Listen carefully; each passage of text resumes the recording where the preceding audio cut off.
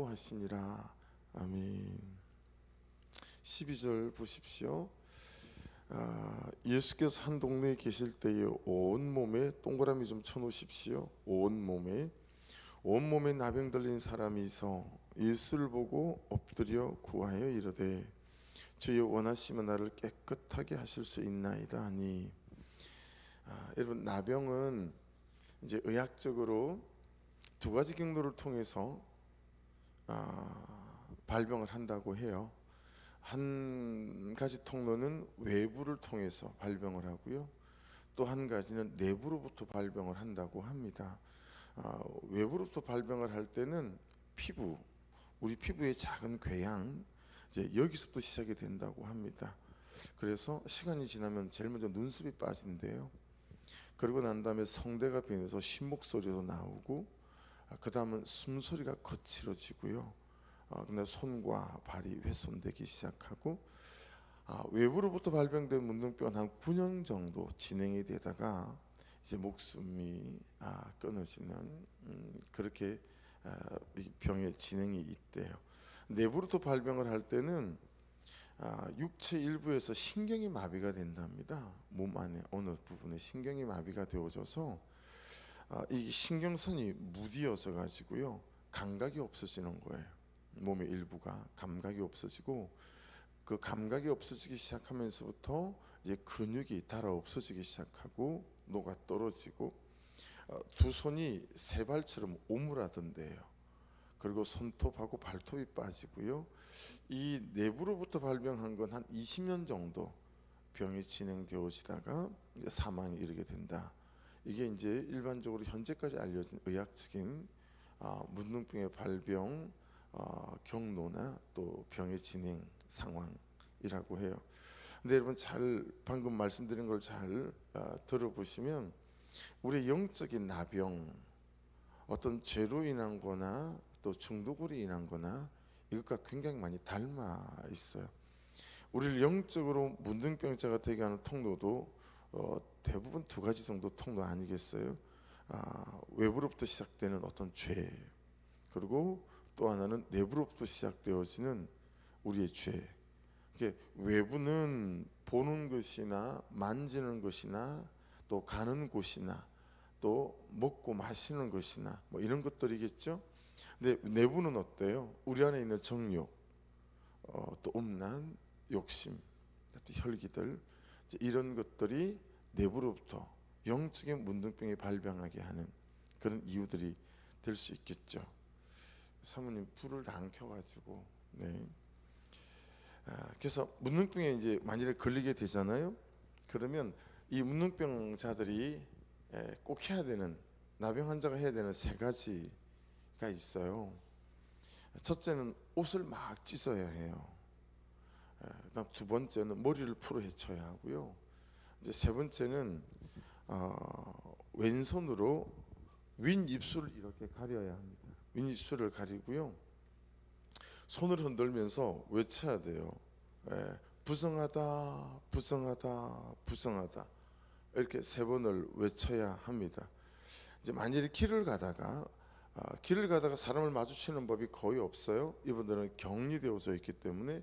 근데 이분들도 이제 길을 갈 경우들이 있으니까, 길을 가다가 조만 치니까 뭐 한 50m, 60m, 저 100m 저쪽에서 일반적인 사람이 보이잖아요. 이게 보이면 이걸 반복해야 돼요. 옷을 찢는 건 하지 않지만 윗입술을 가리고요, 크게 손을 휘저어야 돼요. 부정하다, 부정하다. 그러면 저쪽에 오는 사람들이 야서 나병 환자다, 이걸 확인을 길을 피해 가든가, 이렇게 이제 수습을 하는 거죠. 근데 여러분, 만일에 이제 여러분들이 오시고 제가 나병 환자잖아요. 근데 바람이 제 뒤에서 여러분 쪽으로 바람이 불어가는 거예요. 그러면 나병 환자인 저를 스친 바람이 이제 여러분한테로 가는 거잖아요. 이런 경우가 되면 어떻게 되냐면, 이 나병 환자인 제가 빨리 오른쪽이든 왼쪽이든 큰 원을 그려서 뛰어야 해요. 부정하다, 부정하다 외치면서 뛰어서 나병 환자인 저를 스친 바람이 일반인 사람에게 바람이 가지 않도록 만들어야 돼요. 예. 그 정도로 나병 환자는 세상 사람들이 두려워하는 거였었습니다. 그래서 중세시대까지만 하더라도 나병에 걸리면 이제 판독이 됐어요. 나병이다라고 판독이 딱 되면 이제 격리된 장소에 수용하기 전에 마지막 예배를 드렸거든요. 그 마지막 예배 타이틀이 장례식 예배였었어요. 살아있지만 죽은 자로 완전하게 간주되어지는 그런 게 문둥병 환자였었습니다. 지금 제가 말씀드린 이 행동 중에 하나라도 제대로 하지 않잖아요. 그럼 돌에 맞아 죽어야 돼요. 예. 그러니까 일단 문둥병이 딱 판독이 되면 이제 구약 시대 같은 게 제사장들에게서 문둥병이다. 이게 문둥병은 여러분 그 당시 의학적으로 이제 레위기에 보면 문둥병에 대해서 여러 가지 판독하는 방법들이 나와 있지만 이게 정확하게 의학적으로 결론을 내는 게 아닌 것들이라서 어떤 피부병 이런 여러 가지들도 문둥병에 포함되어져서 격리되어지는 일들이 흔히 많이 있을 수밖에 없었겠죠, 그렇죠? 그래서 참 존재 자체를 곤고하게 만드는 병이었다라고 하는 것입니다. 그래서 문둥병이 전염성이 있다라고 봤기 때문에 이제 분리했습니다. 죄의 전염성하고도 많이 닮아 있죠. 근데 죄의 전염성은 나병이 따라오지 못할 정도로 굉장히 신속하고요, 빨리빨리 퍼지죠. 그래서 얼마나 무서운지 가나안 땅을 정복할 때는 우리가 모세오경을 읽어보면요, 요단강을 건너기 위해서 내는 전쟁의 원칙이 있어요. 그 원칙이 뭐냐면 아이를 죽이면 안 돼요. 여자도 죽이면 안 돼요. 노약자를 죽이면 안 돼요. 전쟁터에 나온 또는 19세 이상의 남자, 이런 경우에만 이 전쟁 중에 죽일 수 있는 그런 사람들이었죠. 근데 요단강을 건너서는 순간부터는 남자, 여자, 아이는 물론이고요, 숨쉬는 모든 것은 다 죽여야 됐었어요. 그래서 요단강을 건너면서부터는 진멸이란 단어가 나와요. 저는 19살에 예수님을 만나고 성경을 이제 통독해 가면서 되게 불편한 단어였었어요. 진멸한다고? 아니, 여자 아이를 다 죽인다고? 이게 제가 설득이 안 되는 거예요. 설득이 안 됐어요. 뭐야 이게? 사랑의 하나님은 온데간데 없고, 아니 가나안 땅을 정복하면서 여자 아이 노약자까지 다 죽인다, 이게 말이 되나?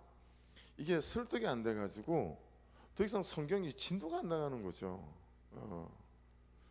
참 어려웠었는데 제일 처음 참석했던 19살의 성경 통독 수련회, 그때는 우리나라의 성경 통독 수련회가 한 군데밖에 없었어요. 지리산 중특에서 하는 그 노우 목사님, 그 성경 통독 수련회에 참석을 했는데 그때 목사님 이걸 설명해 주는 거예요.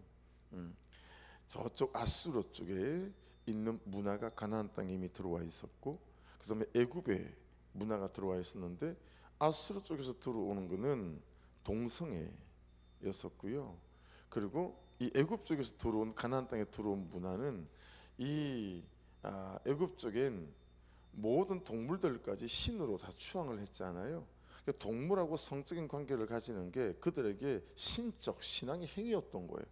그러니까 가나안 이 7족속은 이렇게 동성연애도 그냥 일반 삶이에요, 삶.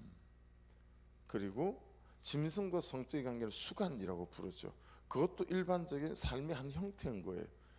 그런 것들이 이 이스라엘 백성들에게 점령되어질까봐 짐승까지도 숨쉬는 것도, 왜냐하면 성적인 대상이고 우상의 대상이었기 때문에요. 전부 다 진멸해야 된다. 이걸 이제 알고 나부터는 이 죄의 전염성을 하나님께서 얼마나 위험하게 보셨는지. 이 시대를 살아가면 여러분, 우리에게 죄의 전염성은 주로 어디로부터 오죠? 매스미디어로부터 오거든요. TV, 유튜브, 핸드폰, 그렇죠? 뭐 인터넷. 이건 지금 여러분 뭐 아수르에서 들어오고 애굽에서 들어온 정도가 아니죠. 우리는 손에 들고 다니니까요. 그러니까 안 볼 수 없다, 안 들을 수 없고, 이거 어떡하지? 라고 여러분, 이 시대 청년들과 아이들에게 이런 것들을 교육하기가 무지하게 힘들죠. 여러분들이라고 쉬우세요. 그럼에도 불구하고 정말 문둥병을 지나가면서 우리가 제대로 깨달아야 되는 것들은 이 죄의 전념성은 그만큼 심각하다라고 하는 거예요. 게임의 심각성, 이런 것들 말입니다. 그래서 참 각자에게 주어지는 믿음의 분량과 은혜의 분량을 따라 내가 이 죄의 전념성으로부터 나를 지키기 위해서 내가 어떤 것들을 절제하고 거절하고 그리고 단속해야 되나, 이건 지나치지 않아요. 그래서 제가 한 번씩 참 되도 않은 말을 하잖아요. 목사는 여러분 상식적인 게 괜찮은 것 같아요. 근데 여러분들은, 성도들은 상식적이면 안 돼요. 여러분 명절일 때라도 새벽 예배를 절대로 거두지 말아야 됩니다. 무슨 일이 있어도 이렇게 말하면 목사님이 지나치다 이렇게 말할 수 있잖아요. 그러니 저는 보편적이고 상식적인 부분에서 그냥 말씀을 나눌 수 있는 정도면 여러분이 불편하지 않으시겠죠. 근데 성도들은 그렇게 보편적이고 상식적이시면 안 돼요. 그러면 이 죄의 전념성에서 나를 지키기는 상당히 어려워요. 그런 부분 안에서 저는 저대로, 여러분은 여러대로 각자가 말씀을 받는 사람들이니 이 말씀 앞에 이 죄의 전념성으로부터, 이 영적인 문둥병으로부터 나를 지키기 위해서 내가 참 무엇을 절제하고 그리고 무엇을 거절하며 살아야 되는지에 대해서 잘 한번 문둥병을 지나갈 때는 돌아보셔야 된다라고 하는 거예요. 그래서 나병은 앞에서 설명드린 대로 처음에는 작기 시작해요. 그러다 점차적으로 자라서 나중에는 사람을 사망케 만들거든요. 죄도 처음에는 작기 시작하죠. 점차적으로 자라서 그 사람의 존재와 또 삶과 영혼을 전부 다 망하게 하고 죽이는 데까지 이르게 되었습니다. 그렇죠? 여러분, 나병의 특징은 뭐죠? 분리시키는 거예요. 가족과 분리시키고 삶의 거처와 분리시키는 거죠. 여러분, 죄도 삼중 분리, 하나님과 사람을 분리시키죠. 사람과 사람을 분리시키죠. 그리고 사람과 자연을 분리시킨다. 이 삼중 분리는 뭐 교단을 초월해서 모든 신학교에서 배우는 한결같은 죄가 가져오는 분리란 말이에요. 그러니까 나병과 여러분 이 죄의 여러 가지가 거의 닮아 있습니다. 그래서 여러분, 유대인들이 죄를 가르칠 때 나병 환자를 놓고 죄를 가르쳤다는 거예요. 나병을 놓고, 자, 나병의 발병과 진행과 그 다음에 죄의 발병과 진행이 동일하다, 이런 식으로 가르쳐서 결국은 저렇게 나병이 공동체로부터 분리되어져야 되는 것처럼 죄는 동일하게 분리되어져야 되는 거다. 우리와 달리 여러분, 유대인들의 가장 큰 병은 어떤 거였어요? 공동체로 분리시키는 것과 그 다음에 로마서 1장 말씀을 보면 유기였었어요. 버려두는 거예요. 그러니까 여러분, 하나님이 이렇게 저렇게 우리의 삶에 오셔서 내 인생에 태클을 거시는 게 얼마나 큰 은혜고 감사고 감격인지, 이게 은혜가 있을 때는 그래서 이게 막 감격이 되잖아요.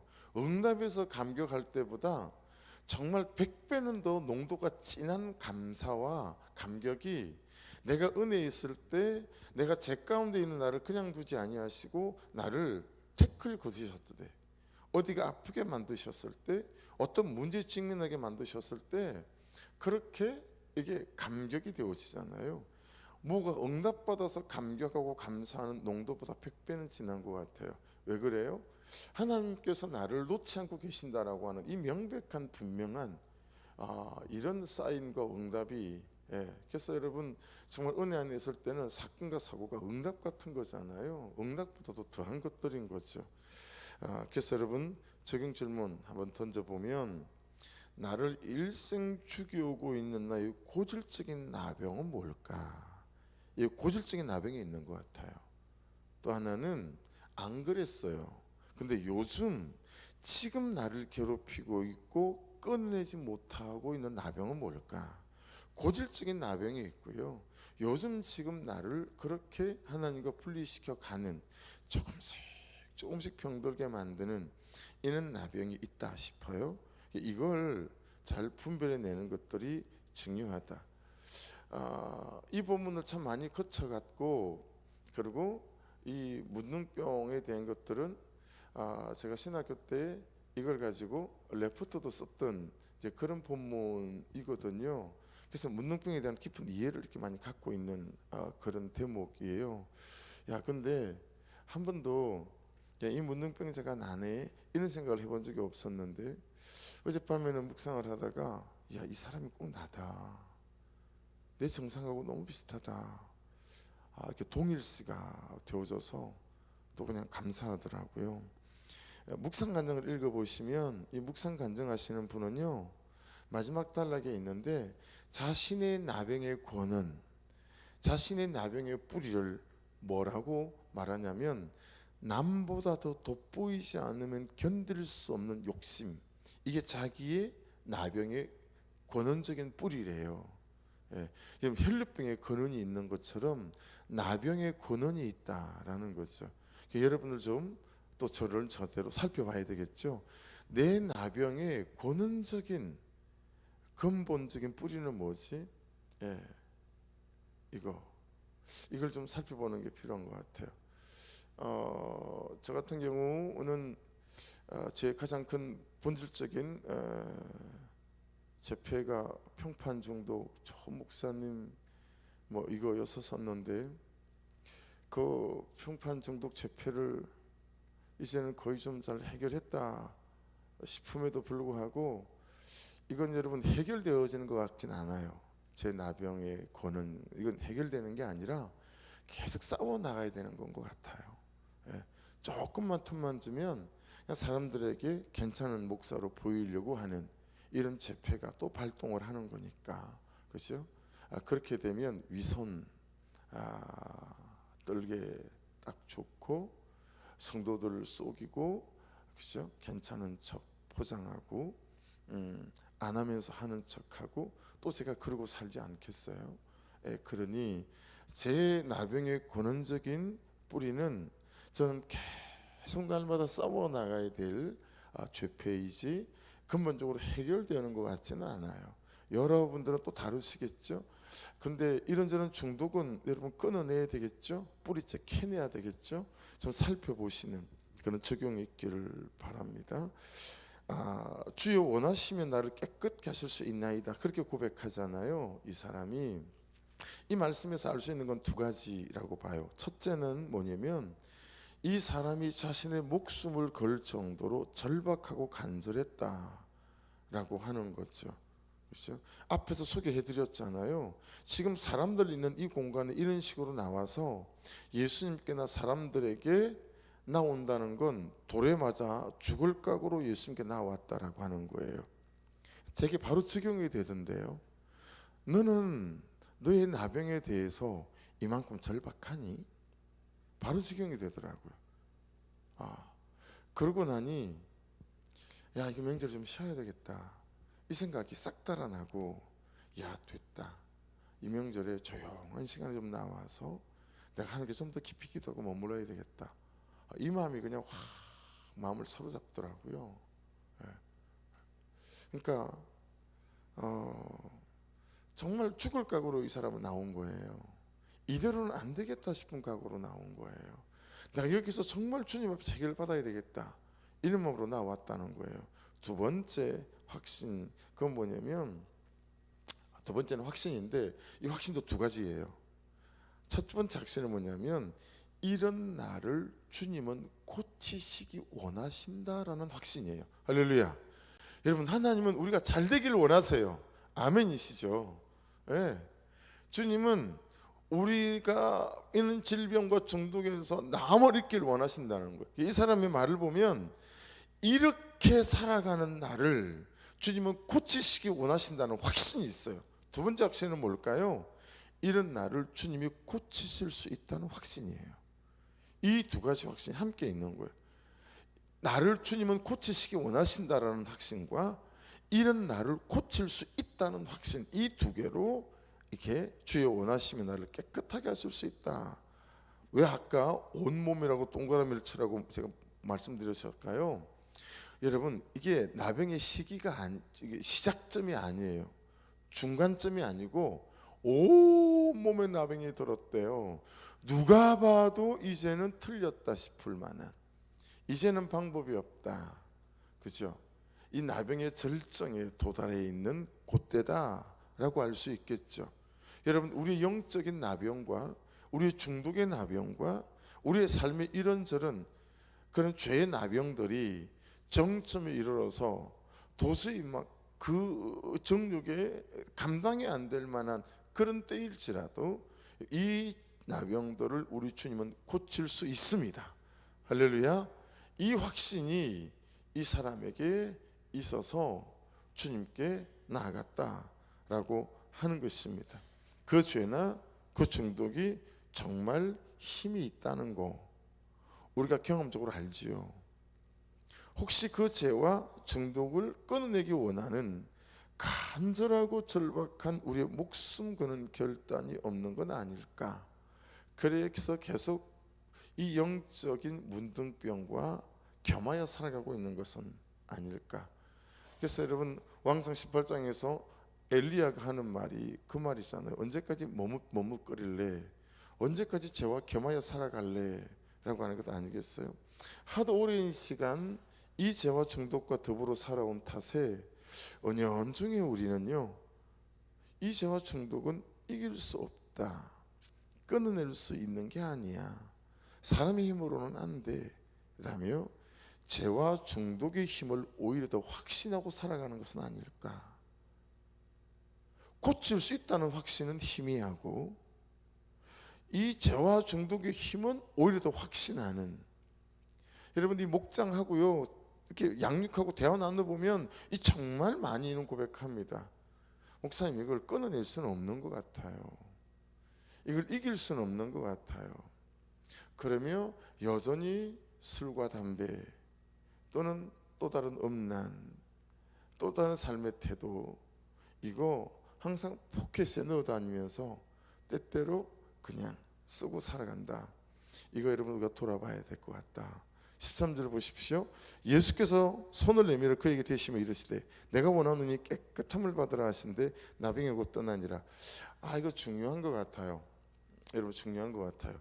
그 사람이 기도한 대로 예수께서 말씀하시고 고치세요. 그 사람이 기도한 대로. 여러분, 정말 말을 잘해야 된다고 그러잖아요. 맞습니다. 근데 기도 잘해야 돼요. 여러분, 믿음 있는 기도가 되시고 확신 있는 기도가 되시기를 주의 이름으로 축복합니다. 그렇죠? 똑같은 단어를 썼어요. 원어를 찾아보니까 이 나병 환자가 쓴 단어를 주님께서 똑같이 썼어요. 그래서 단어 고유번호가 똑같은 거 있죠. 한번 예배 때 여러분 이 말씀에 있는 고유번호를 소개해 드린 적이 있잖아요. 이 단어를 문둥병자가 쓴 단어 고유번호 그대로 예수께서 그대로 그 단어를 채용해 쓰셨어요. 그러니까 기도한 그대로 응답하셨다라고 하는 것이니 여러분, 믿음 있는 기도하시고 확신 있는 기도하시고 그렇게 기도로 주께 나아갈 수 있기를 주의 이름으로 축복합니다. 그렇죠? 여러분, 맞바람만 불어도 문둥병자가 바람의 반대 방향으로 막 뛰어야 되는데 지금 예수님은 어떻게 하시죠? 그 문둥병자의 몸에 직접 손을 대세요. 예수께서 손을 내밀어 그에게 대시며 이르시되. 자, 이건 측면을 좀 바꿔보십시다. 입장을 좀 바꿔보는 거예요. 여러분의 가정에 명절이라 꼴보기 싫은 나병 환자 같은 사람 혹시 없을까요? 가족마다 원수 같은 가족이 없는 집이 없던데요. 우리는 뭐 저랑 아내랑 이제 자녀 넷이니까 아직 어리니까 뭐 어리지도 않죠. 이제 큰애는 27, 막내는 21이니까 어리지도 않아요. 다 성인이 됐어요. 이제 아직은 이해관계가 없고, 그렇죠? 막 그러니까 모르겠지만 좀 더 자라고 어쩌다 보면 이런저런 이해관계가 생기고 하면, 그렇죠? 다른 가족들 보면 아버지가 유산이나 재산이나 좀 있고 하면 정말 원수처럼 지내는 가족들 소홀찮이 볼 수 있잖아요. 그렇죠? 여러분, 교회에서는 없으신가요? 목장 안에는 없었어요. 뒷꼭지만 쳐다봐도 재수 없고 같은 공간에 있기 싫고 막 이런 사람. 그렇게 보면 어때요? 그런 사람들이 문둥병자인데 지금 주님은 그 문둥병자의 이마에 손을 대시는 거잖아요. 전부 다 돌아가는데, 그러니 이 명절에 딱 맞는 말씀 같지 않으세요? 정말 꼴보기 싫고 뒷꼭지도 쳐다보기 싫고 말도 섞기 싫은 그런 문둥병자 같은 사람들에게 여러분 손을 대시는 적용이 있기를 주의 이름으로 축복합니다. 명절이 끝나고 일상적인 삶 안에서도 여러분 이런 사람들을 하나님께서 쓰시고 역사하지 않을까요? 여러분 목사임에도 저도 제 스타일이 있잖아요. 제 취향이 있잖아요. 그죠? 그러니 사람을 볼 때 오, 이런 사람이 있는 반면에 이런 사람이 왜 없겠냐고요. 그렇죠? 그래서 목사가 사람을 가려 사귀고, 그렇죠? 편애하고 차별하면 교회가 잘 되겠죠. 그렇죠? 이게 참 목사로서 얼마나 큰 허물이겠어요. 그러니까 저도 여러분 내가 머리에 손을 대야 될 사람이 누굴까 적용해 보는 거죠. 그래서 여러분 여기서 입장이 바뀌어야 돼요. 입장이 바뀌어서 내가 이마에 손을 대며 섬겨야 될 사람이 누구지? 여러분 이 섬기는 게 어느 정도 섬기는 거죠? 목숨을 걸고 섬기는 거예요 지금. 그렇죠? 예수님께서 이 문둥병자 이마에 손을 댔을 때 사람들이 경악을 금치 못하지 않았을까요? 지금 뭔 짓이래? 그리고 후다다닥 도망가지 않았을까요? 그래서 이 사람이 고백했을 때 말이에요. 주여 제가 문둥병자인데 좀 고쳐줘. 그랬을 때 모든 사람이 여러분 다 도망갔을 거예요. 심리 밖으로. 그런데 예수님은 손을 대는 거예요. 여러분 이런 사람 속에 하나님의 역사와 하나님의 일하심이 있지 않겠느냐라고 하는 거예요. 근데 이게 참 안 돼요 우리가. 이게 참 안 돼요. 이게 참 어려워요. 모든 사람이 거절하는 문둥병자에게 직접 손을 대신 것처럼 자신의 몸에 문둥병이 옮아올 수 있음에도 불구하고, 그렇죠? 그만큼 주님은 나의 낫는 것에 대하여 간절하시다. 할렐루야. 야, 이 예수님이 진심이 확 느껴지니까 은혜가 되더라고요. 야, 이만큼 나를 낫기를 원하시는구나. 그럼 생각해 보세요. 주님이 그만큼 낫기를 원하시는데 내가 낫기를 원하면 나을 줄로 믿습니다. 뭐가 문제가 되겠어요? 뭐가 문제가 되겠냐고요. 주님이 그만큼 낫기를 원하시고 내가 잘 되기를 원하시고 내가 일어나기를 원하시고 내가 뛰어가기를 원하시는데 내가 그 주님의 원함 받아서 나 또한 원하면, 제가 잘 쓰는 표현으로 말하면 항상 주님은 나를 쳐다보고 계신데 나 또한 고개를 들어 주님을 쳐다볼 때 그분의 시선과 나의 시선이 마주칠 때 여러분 뭔 일이 일어나지 않겠느냐라고 하는 거예요. 그죠? 그래서 12절에 문둥병자의 기도대로 두 가지 확신대로 응답하신다. 첫 번째 확신은 이런 나를 주님이 고쳐주시기 원하시는구나, 그 확신. 두 번째 확신은 이런 나를 주님께서 고칠 수 있다. 온몸의 나병이 다 번졌지만 주님이 고칠 수 있다는 이 확신. 여러분 이 확신이 이 아침에 불붙을 수 있기를 주의 이름으로 축복합니다. 그래서 오늘 제 큐티 제목은 불붙는 확신 이렇게 잡아요. 불붙는 확신. 주님이 원하시는 건 두 가지. 첫째, 내가 깨끗함을 받는 거. 아멘. 할렐루야. 두 번째, 주님이 원하시는 거, 내게서 문둥병 같은 악한 것들이 떠나는 거. 아멘. 그래서 적용 질문, 내 삶과 신앙의 영역에서 내가 지금 깨끗해져야 할 것들은 어떤 것들이 있습니까? 두 번째, 지금 문둥병처럼 내게 붙어서 나를 망하게 하고 병들게 하는 악한 것은 어떤 것이 있습니까? 하나 더, 내가 이마에 손을 대야 될 문둥병자는 누굽니까? 라는 것입니다. 그런 적용의 명절이 있었으면 좋겠어요. 14절 보세요. 예수께서 그를 경고하시되 아무에게도 이르지 말고 가서 제사장에게 내 몸을 보이고 또 내가 깨끗하게 됨으로 인하여 모세가 명한 대로 예물을 드려 그들에게 입증을 하셨더니. 한번 생각해 보세요. Thinking. 왜 예수님께서는 아무에게도 이르지 말고, 우리 같으면 나 가서 빨리 간정해라 간정 이럴 텐데, 아무에게도 사람들에게는 말하지 말고 제사장에게는 가서 말해라. 네 몸을 보이고 깨끗하게 됐다라고 말하고 다시 모세의 명한 대로 예물을 드리고 그들에게 입증한 다음에 가정 안으로 돌아가거라 라고 하셨을까? 참 주님께서 여러분에게 사람을 생각하시고 사람을 구원하기 원하신다라는 건 알 수 있죠. 뒤에 부분 제사장에게는 보이라고 하는 거. 근데 왜 사람들에게 보이지 말라고 했을까요? 여러분 이 말씀의 앞에 말씀, 지금 말씀, 뒤에 말씀의 문맥을 잘 따라가다 보면 사람들이 구원에 관심이 없어요. 영혼의 구원, 영혼의 잘됨, 내 영혼이 잘된 같이 내가 범사에 잘되고 강건하길래 강구하노라. 이 순복음, 우리 정규 목사님이 말씀하시는 삼중 축복 뭐 이런데 사람들이 구원에는 관심이 없고 뭐면 관심이 있죠? 문제 해결에만 관심이 있는 거예요.